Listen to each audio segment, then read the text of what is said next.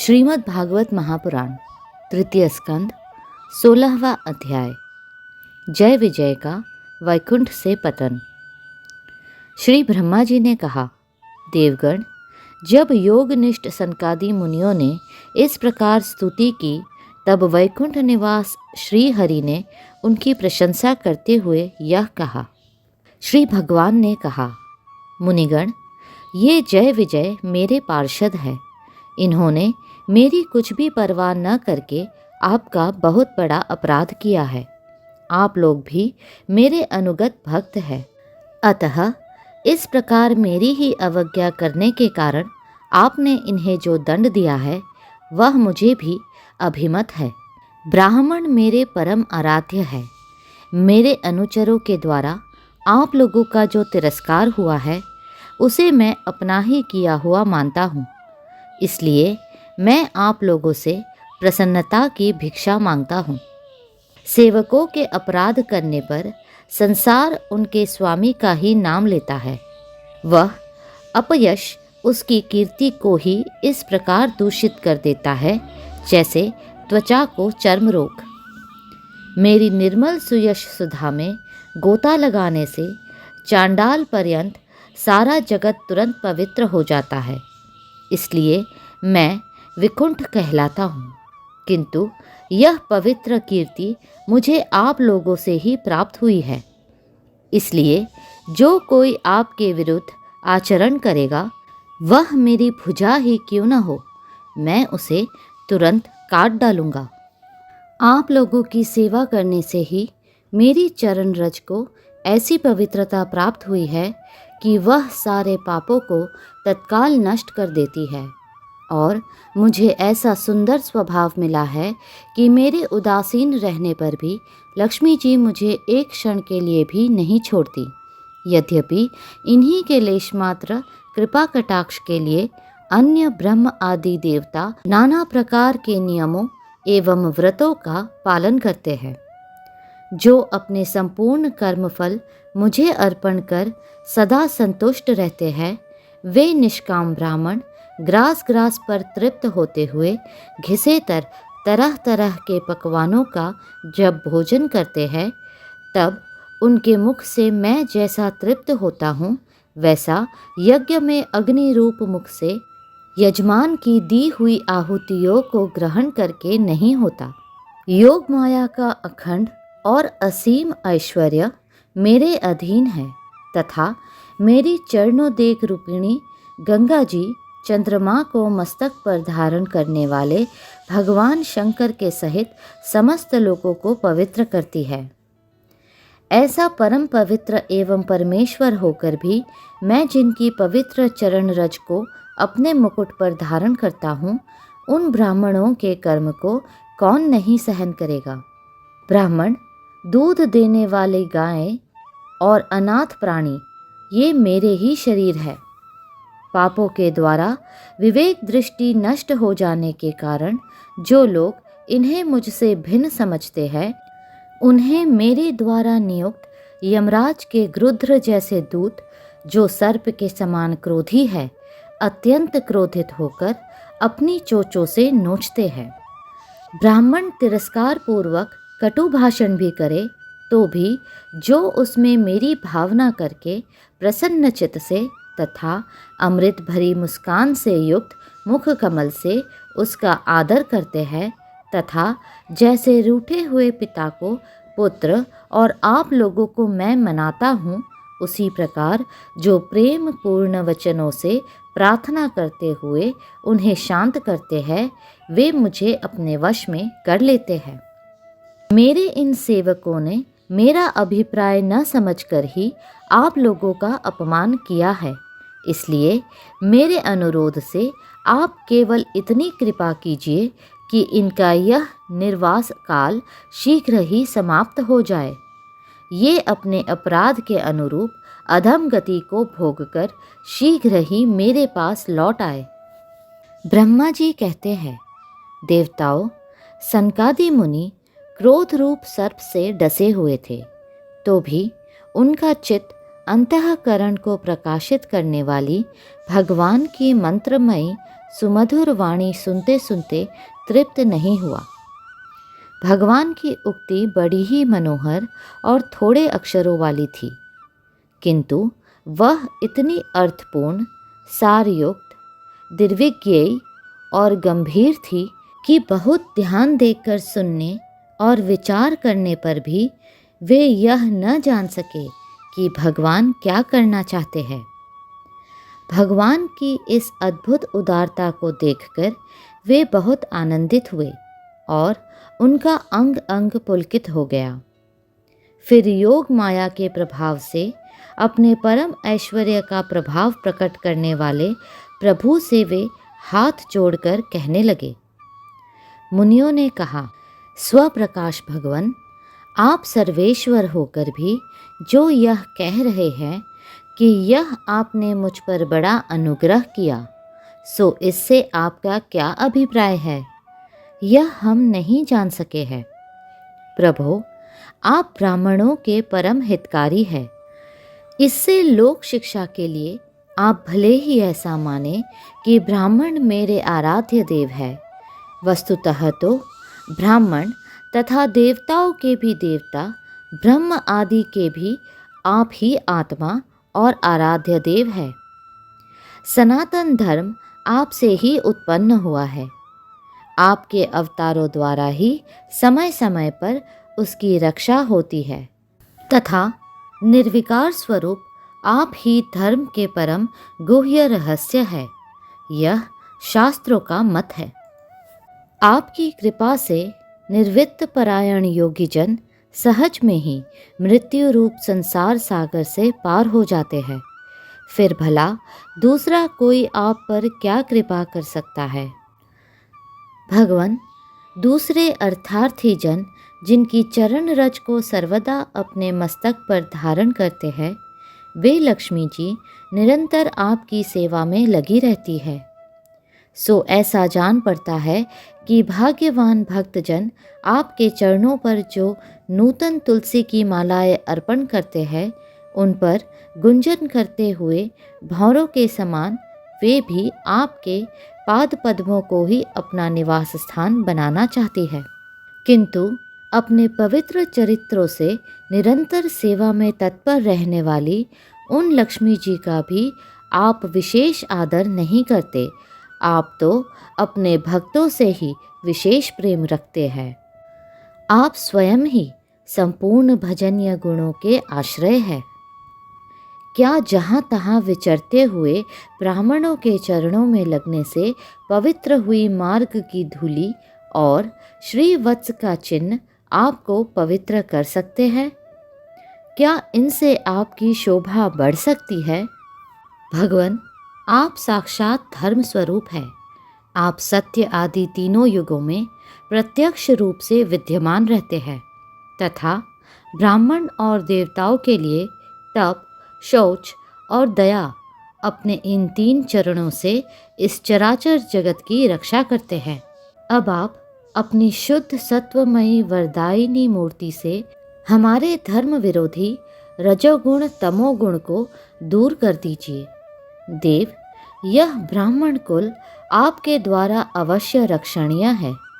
यदि साक्षात धर्म रूप होकर भी आप सुमधुर वाणी और पूजन आदि के द्वारा इस उत्तम कुल की रक्षा न करें, तो आपका निश्चित किया हुआ कल्याण मार्ग ही नष्ट हो जाएगा, क्योंकि लोग तो श्रेष्ठ पुरुषों के आचरण को ही प्रमाण रूप से ग्रहण करता है। प्रभु, आप सत्वगुण की खान हैं और सभी जीवों का कल्याण करने के लिए उत्सुक है। इसी से आप अपनी शक्ति रूप राजा आदि के द्वारा धर्म के शत्रुओं का संहार करते हैं, क्योंकि वेद मार्ग का उच्छेद आपको अभिष्ट नहीं है। आप त्रिलोकीनाथ और जगत प्रतिपालक होकर भी ब्राह्मणों के प्रति इतने नम्र रहते हैं। इससे आपके तेज की कोई हानि नहीं होती। यह तो आपकी लीला मात्र है। सर्वेश्वर, इन द्वारपालों को आप जैसा उचित समझे वैसा दंड दे, अथवा पुरस्कार रूप में इनकी वृत्ति बढ़ा दे। हम निष्कपट भाव से सब प्रकार आपसे सहमत हैं, अथवा हमने आपके इन निरपराध अनुचरों को शाप दिया है, इसके लिए हम ही को उचित दंड दे, हमें वह भी सहर्ष स्वीकार है। श्री भगवान ने कहा, मुनिगण, आपने इन्हें जो शाप दिया है, सच जानिए वह मेरी ही प्रेरणा से हुआ है। अब ये शीघ्र ही दैत्य योनि को प्राप्त होंगे और वहाँ क्रोधावेश से बढ़ी हुई एकाग्रता के कारण सुदृढ़ योग संपन्न होकर फिर जल्दी ही मेरे पास लौट आएंगे। श्री ब्रह्मा जी कहते हैं, तदनंतर उन मुनीश्वरों ने नयनाभिराम भगवान विष्णु और उनके स्वयं प्रकाश वैकुंठ धाम के दर्शन करके प्रभु की परिक्रमा की और उन्हें प्रणाम कर तथा उनकी आज्ञा पा भगवान के ऐश्वर्य का वर्णन करते हुए प्रमुदित होके वहाँ से लौट गए। फिर भगवान ने अपने अनुचरों से कहा, जाओ, मन में किसी प्रकार का भय मत करो, तुम्हारा कल्याण होगा। मैं सब कुछ करने में समर्थ होकर भी ब्रह्म तेज को मिटाना नहीं चाहता, क्योंकि ऐसा ही मुझे अभिमत भी है। एक बार जब मैं योग निद्रा में स्थित हो गया था, तब तुमने द्वार में प्रवेश करती हुई लक्ष्मी जी को रोका था। उस समय उन्होंने क्रुद्ध होकर पहले ही तुम्हें यह शाप दे दिया था। अब दैत्य योनि में मेरे प्रति क्रोधाकार वृत्ति रहने से तुम्हें जो एकाग्रता होगी, उससे तुम इस विप्र तिरस्कार जनित पाप से मुक्त हो जाओगे और फिर थोड़े ही समय में मेरे पास लौट आओगे। द्वारपालों को इस प्रकार आज्ञा दे भगवान ने विमानों के श्रेणियों से सुसज्जित अपने सर्वाधिक श्री संपन्न धाम में प्रवेश किया। वे देव श्रेष्ठ जय विजय तो ब्रह्मशाप के कारण उस आलंगनीय भगवत धाम में ही श्रीहीन हो गए तथा उनका सारा गर्व गलित हो गया। पुत्रों, फिर जब वे वैकुंठ लोक से गिरने लगे, तब वहाँ श्रेष्ठ विमानों पर बैठे हुए वैकुंठ वासियों में महान हाहाकार मच गया। इस समय दिति के गर्भ में स्थित जो कश्यप जी का उग्र तेज है, उसमें भगवान के उन पार्षद प्रवरों ने ही प्रवेश किया है। उन दोनों असुरों के तेज से ही तुम सबका तेज फीका पड़ गया है। इस समय भगवान ऐसा ही करना चाहते हैं। जो आदि पुरुष संसार की उत्पत्ति, स्थिति और लय के कारण है, जिनकी योग माया को बड़े बड़े योगी जन भी बड़ी कठिनता से पार कर पाते हैं, वे सत्व आदि तीनों गुणों के नियंता श्री हरि ही हमारा कल्याण करेंगे। अब इस विषय में हमारे विशेष विचार करने से क्या लाभ हो सकता है। श्रीमद् भागवत महापुराण तृतीय स्कंद 17वां अध्याय हिरण्यकशिपु और हिरण्याक्ष का जन्म तथा हिरण्याक्ष की दिग्विजय। श्री मैत्रेय जी ने कहा, विदुर जी, ब्रह्मा जी के कहने से अंधकार का कारण जानकर देवताओं की शंका निवृत्त हो गई और फिर वे सब लोग स्वर्ग लोक को लौट आए। इधर दिति को अपने पतिदेव के कथन अनुसार पुत्रों की ओर से उपद्रव आदि की आशंका बनी रहती थी, इसलिए जब पूरे 100 वर्ष बीत गए, तब उस साध्वी ने 2 यमज अर्थात जुड़वे पुत्र उत्पन्न किए। उनके जन्म लेते समय स्वर्ग, पृथ्वी और अंतरिक्ष में अनेकों उत्पात होने लगे, जिनसे लोग अत्यंत भयभीत हो गए। जहाँ तहाँ पृथ्वी और पर्वत कांपने लगे, सब दिशाओं में दाह होने लगा, जगह जगह उल्कापात होने लगा, बिजलियाँ गिरने लगी और आकाश में अनिष्ट सूचक धूमकेतु अर्थात पुच्छल तारे दिखाई देने लगे। बार बार साएं साएं करती और बड़े बड़े वृक्षों को उखाड़ती हुई बड़ी विकट और असह्य वायु चलने लगी। उस समय आंधी उसकी सेना और उड़ती हुई धूल ध्वजा के समान जान पड़ती थी। बिजली जोर जोर से चमककर मानो खिलखिला रही थी। घटाओं ने ऐसा सघन रूप धारण किया कि सूर्य, चंद्र आदि ग्रहों के लुप्त हो जाने से आकाश में गहरा अंधेरा छा गया। उस समय कहीं कुछ भी दिखाई न देता था। समुद्र दुखी मनुष्य की भांति कोलाहल करने लगा। उसमें ऊंची ऊंची तरंगें उठने लगी और उसके भीतर रहने वाले जीवों में बड़ी हलचल मच गई। नदियों तथा अन्य जलाशयों में भी बड़ी खलबली मच गई और उनके कमल सूख गए। सूर्य और चंद्रमा बार बार ग्रसे जाने लगे तथा उनके चारों ओर अमंगल सूचक मंडल बैठने लगे। बिना बादलों के ही गर्जने का शब्द होने लगा तथा गुफाओं में से रथ के घरघराहट का सा शब्द निकलने लगा। गांवों में गीदड़ और उल्लुओं के भयानक शब्द के साथ ही सियारियां मुख से दहकती हुई आग उगलकर बड़ा अमंगल शब्द करने लगी। जहाँ तहाँ कुत्ते अपनी गर्दन ऊपर उठाकर कभी गाने और कभी रोने के समान भांति भांति के शब्द करने लगे। विदुर जी, झुंड के झुंड गधे अपने कठोर खुरों से पृथ्वी खोदते और रेंकने का शब्द करते मतवाले होकर इधर उधर दौड़ने लगे। पक्षी गधों के शब्द से डरकर रोते चिल्लाते अपने घोंसलों से उड़ने लगे। अपनी खिड़कों में बंधे हुए और वन में चरते हुए गाय बैल आदि पशु डर के मारे मलमूत्र त्यागने लगे। गौएं ऐसी डर गई कि दूहने पर उनके थनों से खून निकलने लगा। बादल पीप की वर्षा करने लगे। देव मूर्तियों की आंखों से आंसू बहने लगे और आंधी के बिना ही वृक्ष उखड़ उखड़ कर गिरने लगे।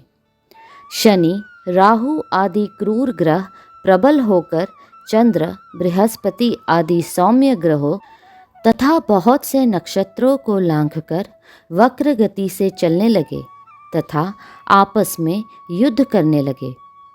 ऐसे ही और भी अनेकों भयंकर उत्पात देखकर सनकादि के सिवा और सब जीव भयभीत हो गए तथा उन उत्पातों का मर्म न जानने के कारण उन्होंने यही समझा कि अब संसार का प्रलय होने वाला है। वे दोनों आदि दैत्य जन्म के अनंतर शीघ्र ही अपने फौलाद के समान कठोर शरीरों से बढ़कर महान पर्वतों के सदृश हो गए तथा उनका पूर्व पराक्रम भी प्रकट हो गया। वे इतने ऊंचे थे कि उनके सुवर्णमय मुकुटों का अग्रभाग स्वर्ग को स्पर्श करता था और उनके विशाल शरीरों से सारी दिशाएं आच्छादित हो जाती थी। उनकी भुजाओं में सोने के बाजूबंद चमचमा रहे थे। पृथ्वी पर जो वे एक एक कदम रखते थे उससे भूकंप होने लगता था और जब वे खड़े होते थे तब उनकी जगमगाती हुई चमकीली करधनी से सुशोभित कमर अपने प्रकाश से सूर्य को भी मात करती थी। वे दोनों यमज थे। प्रजापति कश्यप जी ने उनका नामकरण किया। उनमें से जो उनके वीर्य से दिति के गर्भ में पहले स्थापित हुआ था उसका नाम हिरण्यकशिपु रखा और जो दिति के उदर से पहले निकला वह हिरण्याक्ष के नाम से विख्यात हुआ। हिरण्यकशिपु ब्रह्मा जी के वर से मृत्यु भय से मुक्त हो जाने के कारण बड़ा उद्धत हो गया था। उसने अपनी भुजाओं के बल से लोकपालों के सहित तीनों लोकों को अपने वश में कर लिया। वह अपने छोटे भाई हिरण्याक्ष को बहुत चाहता था और वह भी सदा अपने बड़े भाई का प्रिय कार्य करता रहता था। एक दिन वह हिरण्याक्ष हाथ में गदा लिए युद्ध का अवसर ढूंढता हुआ स्वर्गलोक में जा पहुंचा। उसका वेग बड़ा असह्य था। उसके पैरों में सोने के नुपुरों की झनकार हो रही थी। गले में विजय सूचक माला धारण की हुई थी और कंधे पर विशाल गदा रखी हुई थी। उसके मनोबल, शारीरिक बल तथा ब्रह्मा जी के वर ने उसे मतवाला कर रखा था। इसलिए वह सर्वथा निरंकुश और निर्भय हो रहा था। उसे देखकर देवता लोग डर के मारे वैसे ही जहाँ तहाँ छिप गए, जैसे गरुड़ के डर से सांप छिप जाते हैं। जब दैत्यराज हिरण्याक्ष ने देखा कि मेरे तेज के सामने बड़े बड़े गर्व वाले इंद्र आदि देवता भी छिप गए हैं, तब उन्हें अपने सामने न देखकर वह बार बार भयंकर गर्जना करने लगा।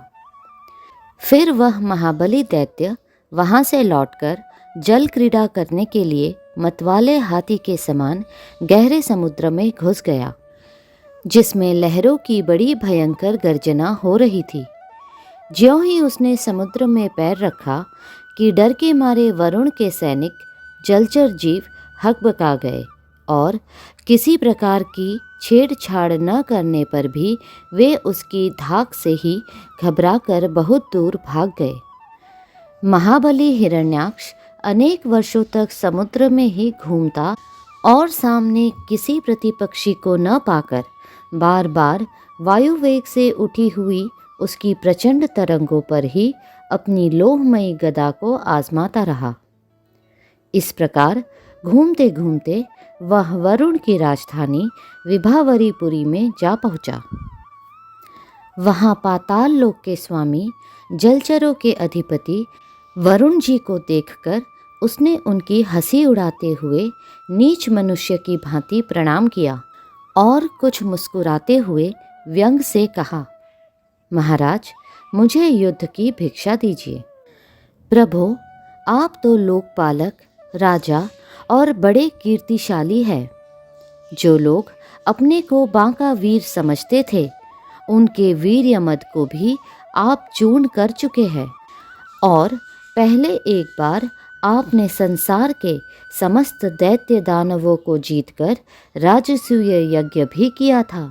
उस मदोन्मत्त शत्रु के इस प्रकार बहुत उपहास करने से भगवान वरुण को क्रोध तो बहुत आया, किंतु अपने बुद्धि बल से वे उसे पी गए और बदले में उससे कहने लगे, भाई, हमें तो अब युद्ध आदि का कोई चाव नहीं रह गया है। भगवान पुराण पुरुष के सिवा हमें और कोई ऐसा दिखता भी नहीं जो तुम जैसे रणकुशल वीर को युद्ध में संतुष्ट कर सके। दैत्यराज, तुम उन्हीं के पास जाओ, वे ही तुम्हारी कामना पूरी करेंगे। तुम जैसे वीर उन्हीं का गुणगान किया करते हैं। वे बड़े वीर हैं। उनके पास पहुँचते ही तुम्हारी सारी शेखी पूरी हो जाएगी और तुम कुत्तों से घिरकर वीर शैया पर शयन करोगे। वे तुम जैसे दुष्टों को मारने और सत्य पुरुषों पर कृपा करने के लिए अनेक प्रकार के रूप धारण किया करते हैं। अगला अध्याय शीघ्र ही साझा होगा। कृपया करके लाइक, सब्सक्राइब और शेयर करें।